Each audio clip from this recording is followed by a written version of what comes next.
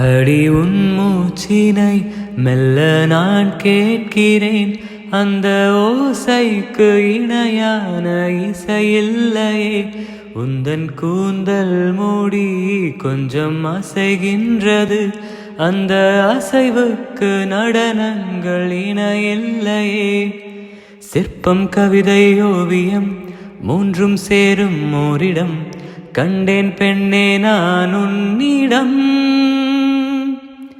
பெண்ணெல்லாம் பெண் போல இருக்க, நீ மட்டும் என் நெஞ்சை மயக்க, பூமிக்கு வந்தாயோ தேவதை போலவே.